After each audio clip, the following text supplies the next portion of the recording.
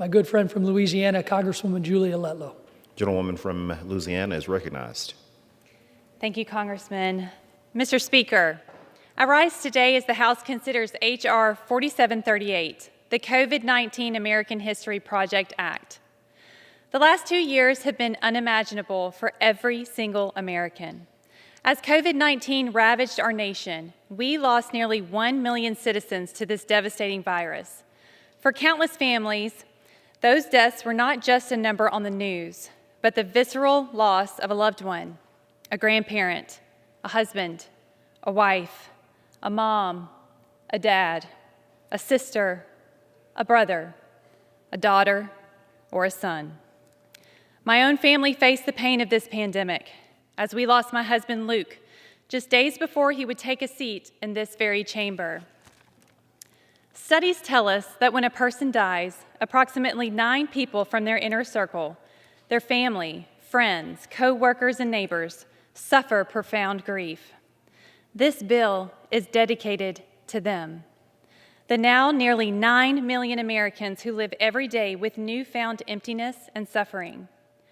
For families like mine, that loss means an empty chair at the dinner table, a son who won't be able to go fishing with his dad anymore, and a daughter who won't be able to dance with her father on her wedding day. But this bill also values our people's personal experiences during the pandemic, which will help inform the collective narrative. Their accounts will facilitate healing and give hope to the generations of Americans to follow.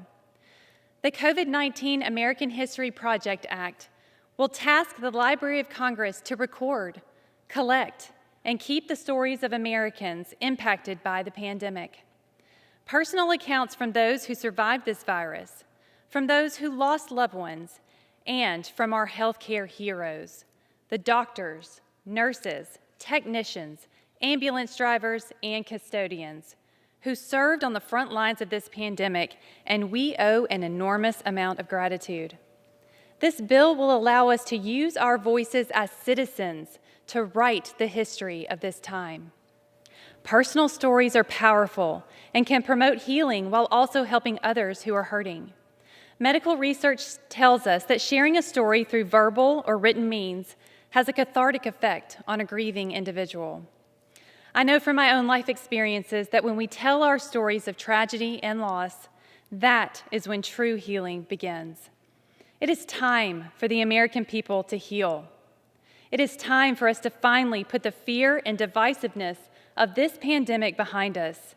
It is time to let the values of hope and peace guide our nation once again.